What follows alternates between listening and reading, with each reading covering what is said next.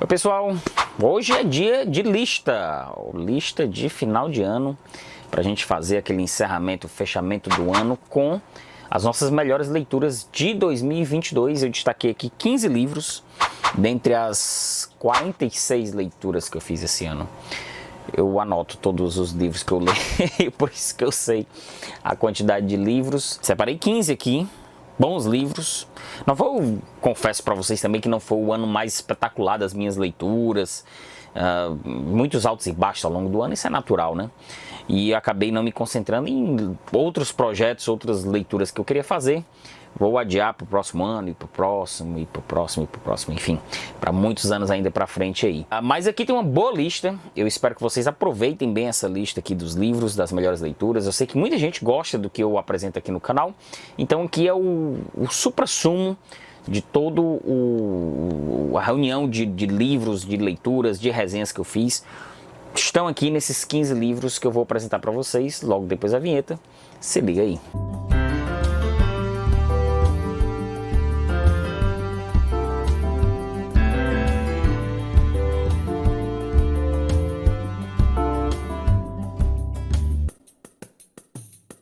Bom, já vou pedindo para você deixar um like e se inscrever no canal, isso é muito importante, porque ajuda aqui a movimentar o algoritmo do YouTube, isso ajuda demais um canal no YouTube, especialmente um canal literário, né, que não tem tanta visibilidade quanto outros aqui nessa plataforma. Então, por favor, se você ainda não se inscreveu, rapidinho você clica aqui e ativa o sininho de notificação para receber todos os vídeos que a gente lança todas as semanas aqui no YouTube. Além disso, também tem grupo no Telegram, tem outras ações que você pode fazer, doação de algum dinheiro.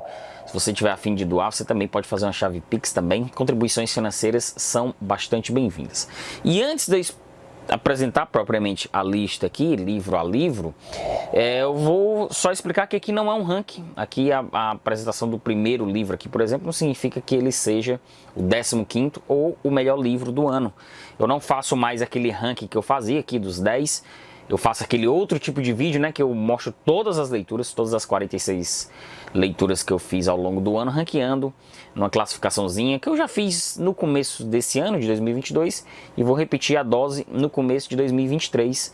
Além disso, tem outros vídeos que vão sair aí das leituras que eu vou fazer ao longo de 2023, vou apresentar algumas coisas para vocês, então é importante que você esteja inscrito até para acompanhar esses próximos vídeos.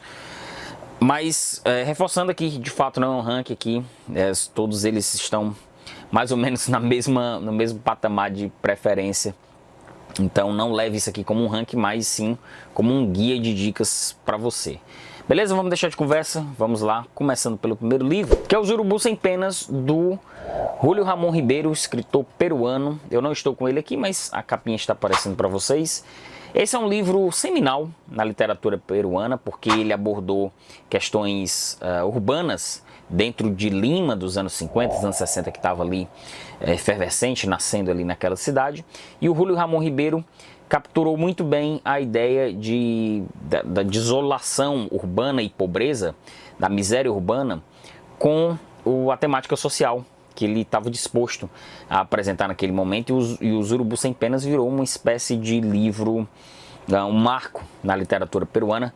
Já fiz vídeo aqui pro canal, aliás, além de Os Urubus Sem Penas, todos os livros que eu apresentar e já tiver resenha, estão todos linkados aqui no box de descrição. Então, por esses motivos, eu acho que esse livro do Julio Ramón Ribeiro merece o nosso destaque aqui entre as melhores leituras que eu fiz. E outro livro também que eu não encontrei, que eu já vou logo adiantar também, que eu não estou com ele aqui, é O Traço de Giz, do ilustrador espanhol Miguel Ángel Prado. Lançado nos anos 90, essa se tornou uma das HQs mais premiadas da Espanha e, consequentemente, uma das mais premiadas do Prado, que é um grande quadrinista.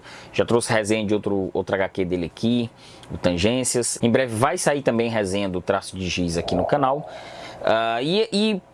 O Traço de Giz é uma história interessante porque aparentemente a gente tem uma história ali de um sujeito que está chegando numa ilha perdida no oceano, que não tem nem indicação em mapas, e de repente a gente vai avançando numa evolução muito inesperada. É bastante surpreendente você ver um HQ tão bem montada e tão bem estruturada do ponto de vista das personagens, que vão aclimantando ali o suspense, e também do ponto de vista do roteiro, que a gente é constantemente enganado com o que a gente está vendo.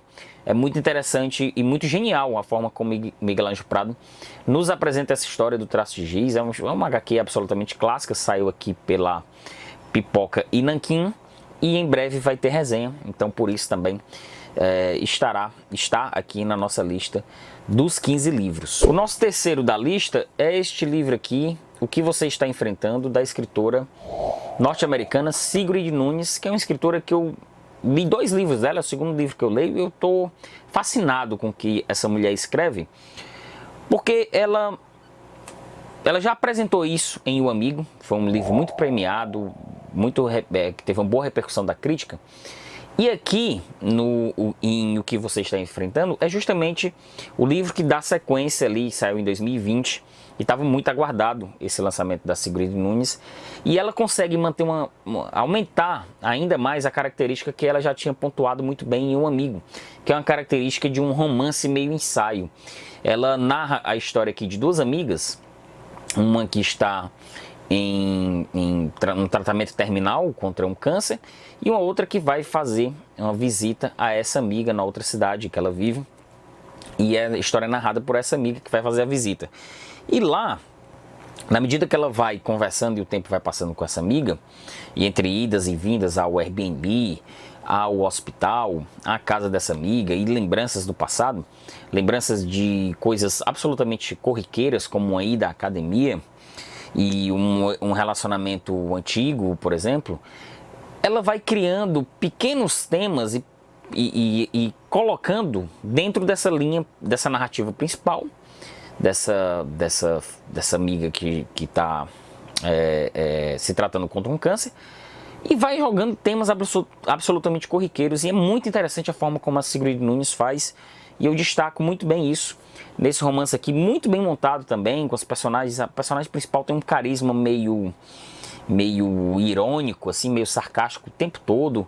Você está falando de temas muito pesados e ao mesmo tempo dando um sorrisinho de canto de boca assim com as coisas que ela diz. A gente vai fazer uma resenha em breve, mas eu já destaco aqui essa ótima leitura que eu fiz e é apontado aqui também na nossa lista. Um outro livro absolutamente surpreendente é o Murambi, o livro das ossadas do Boubacar Boris Diop. É um escritor camaronês, posso estar falando, ele é camaronês, que ganhou uma bolsa para escrever sobre a tragédia de Ruanda. E ele faz um romance de um sujeito que está fora de Ruanda, quando acontece o massacre do genocídio de Ruanda nos anos 90, envolvendo o exército francês, grupos milicianos naquele país. E esse sujeito retorna para se encontrar e ver o que sobrou de país ali, os familiares, pessoas conhecidas, e reencontrar o pai. É uma história surpreendente e que aponta muito bem responsabilidades históricas dentro desse genocídio, que não tem nem 30 anos, e é uma das coisas mais absurdas que já aconteceram na história da humanidade. 1 milhão de pessoas mortas em um período, assim, um intervalo de tempo muito curto. Uma tragédia humana, um terror absoluto que ainda ecoa ainda muito forte na população de Ruanda. E esse livro aqui é representa muito bem aquele horror. Eu não sei porque na época, quando eu li no começo do ano, acabei passando batido a resenha dele, mas quem sabe eu posso aqui resgatar meus escritos, minha memória, e escrever sobre ele. Você pode até deixar um comentário aí se você quer que eu faça a resenha desse livro.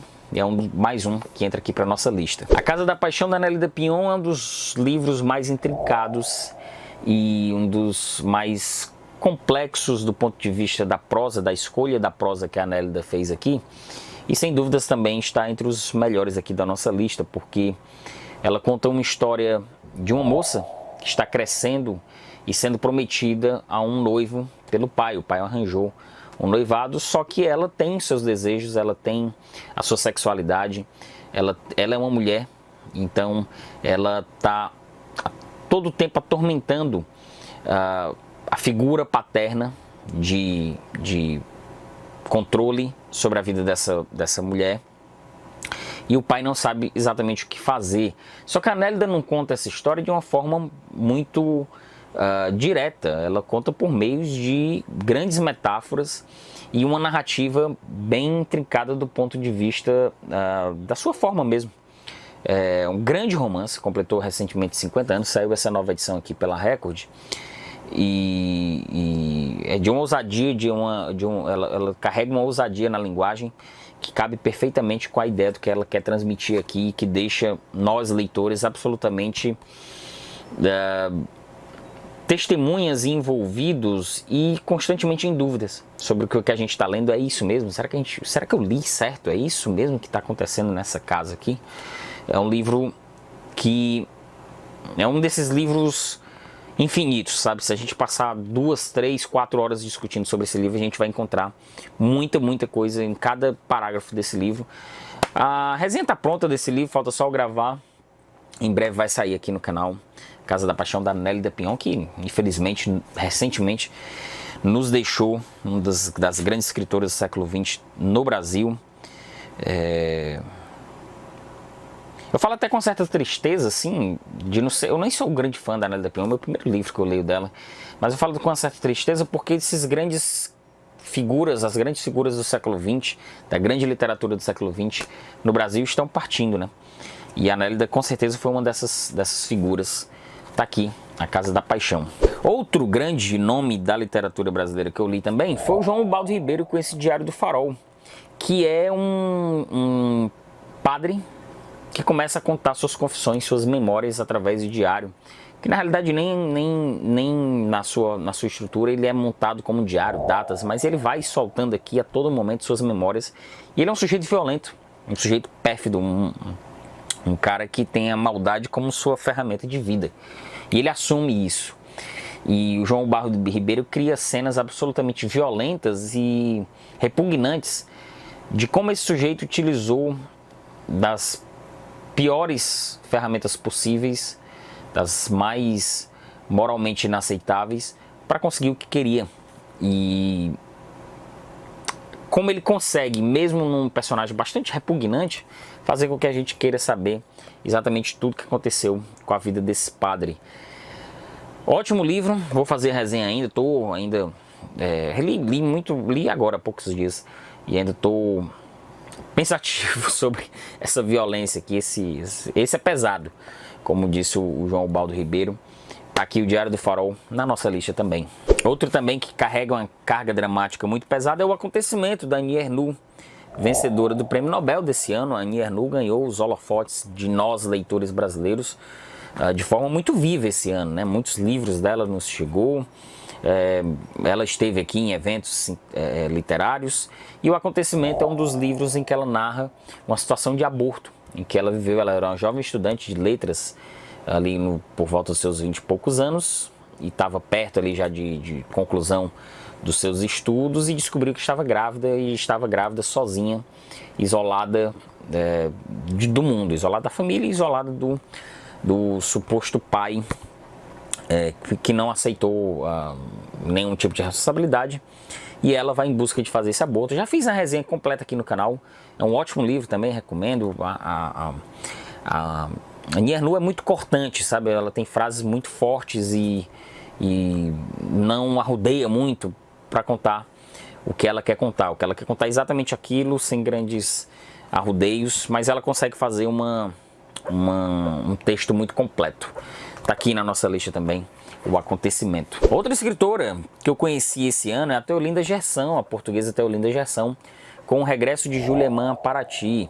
Isso aqui é uma dessas pérolas assim que, por sorte, essa nossa trajetória de leitor, a gente acaba sempre conhecendo novos escritores e escritoras. E a Theolinda Gerson, eu quero conhecer muito mais dela. Ela conta a história da Juliemã, que, se você estiver reconhecendo, tem o mesmo sobrenome do Thomas Mann, porque é mãe do Thomas Mann, mãe do Heinrich Mann também, outro escritor, irmãos. E ela é brasileira, pouca gente sabe, mas ela é brasileira, foi brasileira, a Juliemã, e muito jovem, muito criança, aos 7 anos, teve que ser obrigada a ir para a Alemanha. E aqui nessa narrativa ela conta em 3 atos a comunicação do Freud com o Thomas Mann. Freud pensando em Thomas Mann em dezembro de 1938, como diz aqui no sumário. Thomas Mann pensando em Freud em dezembro de 1930. E o regresso de Júlia Mann a Paraty, fechando o arco narrativo. E a gente tem uma espécie de um grande divã aqui entre o filho, contando para o seu analista situações de sua vida, e que depois a gente amarra essa história toda com a história da Júlia Mann saindo de Paraty e indo para a Alemanha e depois regressando aqui metaforicamente nesse belo texto da Teolinda Gerson. Tá aqui na nossa lista dos melhores do ano. Volta e meia, nesses 5 anos de canal, eu faço alguns projetos lendo a história recente do Brasil. E eu fiz aqui sobre a coleção, essa coleção aqui, coleção Arquivos da Repressão no Brasil, ao longo de 2022. Dos 6 livros eu li 4. Vou jogar 2 livros para 2023, a vida me atropelou, não consegui concluir o projeto, mas muitos leitores conseguiram, dou meus parabéns para o pessoal que conseguiu aí, independente, e já se adiantou e leu o projeto por conta própria, se empolgaram, até mais do que eu, inclusive. Meus parabéns a todo mundo que conseguiu já fazer as leituras desses livros. Os próximos 2 que estão faltando eu vou jogar para o primeiro semestre de 2023. Isso aqui foi um projeto, como eu falei, que eu fiz, e 2 desses livros entraram para a lista dos melhores do ano. Começa aqui com o Brasil contra a Democracia, do Roberto Simon, a ditadura, o golpe no Chile e a Guerra Fria na América do Sul. Esse livro, ele conta muito bem as relações diplomáticas no Cone Sul aqui, Brasil, Argentina, Uruguai e Chile, e todos ali envolvidos em situações de conflito internacional envolvendo o apoio norte-americano às ditaduras aqui no Cone Sul e como o Brasil interferiu na política chilena. Excelente livro, dá pra gente conhecer muito bem a nossa participação aqui na ditadura chilena, nossa responsabilidade, inclusive. Já fiz todos esses projetos, eu fazia uma live. Eu leio o livro e faço uma live. Então tem a live salva aqui, se você quiser assistir também. Tá aqui, o Brasil contra a Democracia, na nossa lista. E o outro livro é Lugar Nenhum, Militares e Civis na Ocultação dos Documentos da Ditadura, do Lucas Figueiredo. Esse livro ele conta, ao pé da letra e resumidamente, conta sobre burocracia estatal. Todos os dados e como era o arquivamento de dados da repressão policial e militar aos opositores da ditadura. E o que parece ser bastante chato, saber de burocracia estatal, saber de arquivos, saber de protocolos, de documentos, de códigos de documentos, o Lucas Figueiredo faz um livro muito acessível e muito bom a gente compreender o que acontece hoje no nosso país, o envolvimento dos militares na política, através desses documentos aqui. É surpreendente a forma como ele analisa, puxa lá desde 64 até os dias de hoje, até a Comissão da Verdade. É muito bom mesmo, se você estiver querendo conhecer a participação dos militares e o envolvimento dos militares na ocultação desses documentos. Documentos importantes, importantes do ponto de vista militar, inclusive, que foram ocultados até hoje. E o Lucas Figueiredo nos apresenta tudo nessa grande obra. Samantha Schweblin, com os Pássaros na Boca e 7 Casas Vazias. 2 reuniões de contos aqui da escritora argentina. É uma escritora que há muito tempo eu já queria conhecer. E ela traz aqui o melhor do que se chama realismo mágico aqui na América Latina, né? Eu nem gosto muito desse termo porque eu acho que ele ficou muito vulgarizado. É porque tudo meio que virou realismo mágico. Mas a Samantha Schweblin, ela bebe muito da fonte do Cortázar, por exemplo. E traz temáticas muito pertinentes à condição das mulheres e cria situações que vão, claro, beirando o insólito, mas que tudo está muito conectado com o tema que ela está retratando, sem ser também, e aí ela não vulgariza o tema.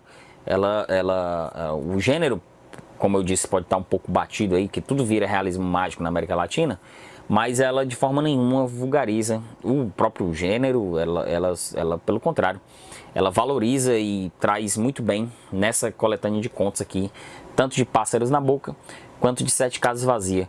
Eu escrevi sobre esse livro, mas eu percebi que eu escrevi só sobre o Pássaros na Boca, e acabei não escrevendo sobre os 7 Casas Vazias, que é o segundo volume desse livro aqui, que tem 6, 7 contos. Eu não sei se eu faço o livro só com Pássaros na Boca ou releio os contos de 7 Casas Vazias, eu vou pensar, mas está escrito aqui, qualquer coisa eu lanço só o Pássaros na Boca mesmo. E depois posso até fazer sobre o Sete Casas Vazias.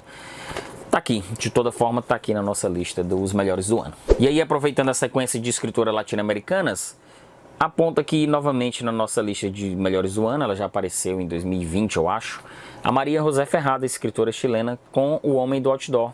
Ela agora conta a história de um homem que sai de um conjunto habitacional e resolve morar no outdoor.